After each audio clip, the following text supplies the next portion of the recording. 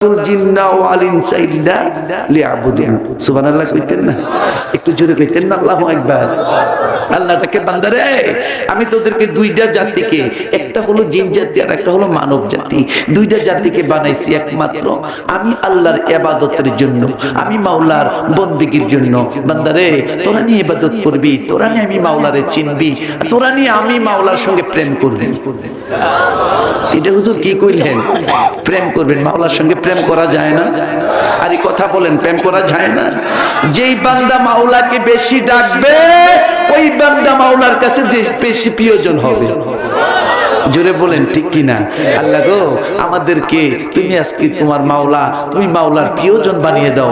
সকলে একটু জবান খুলে বলুন আমিন। বাবারে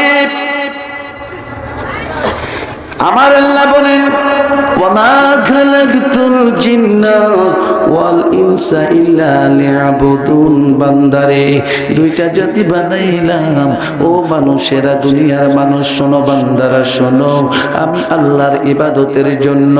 বাবা গো সঙ্গে সঙ্গে গলার মধ্যে সাইনবোর্ড লাগাইয়া দিলেন কুল্লু নাফসিন যায়িকাতুল মাউত।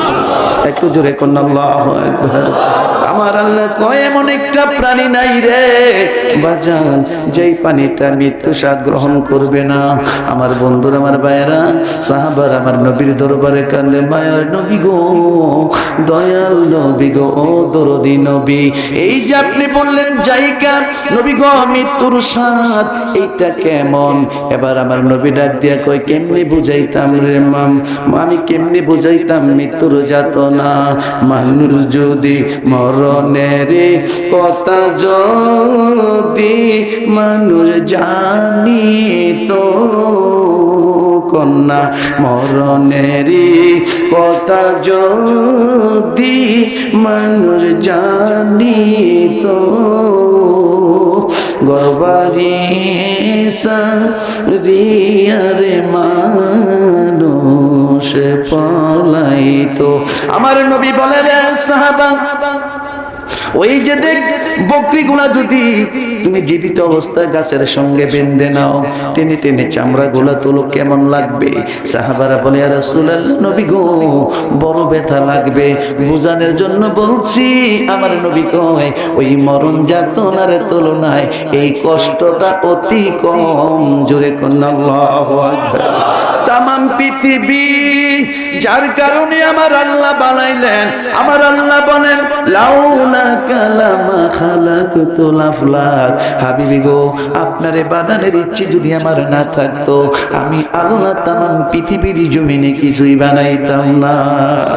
যারে আমার আল্লাহ ডাইকা নিয়ে আর সাজিমে নিলেন গো আমার বাজানেরা, আমার ভাইয়েরা, আপনার নবী, আমার নবী, কুল কায়নাতের নবী, আলমে নাসুতের নবী, আলমে মালাকুতের নবী, আলমে জাবারুতের নবী, আলমে কলকলিয়াতের নবী, আলমে তাম্বারের নবী, আলমে সৈয়দের নবী, আলমে ইব্রাহিমের নবী, আলমে বিলবিয়ার নবী, আলমে বিসরিয়ার নবী, আলমে কুদরতুল্লাহ নবী, আলমে বারকতুল্লাহ নবী। জুড়ে কোন আল্লাহু আকবার।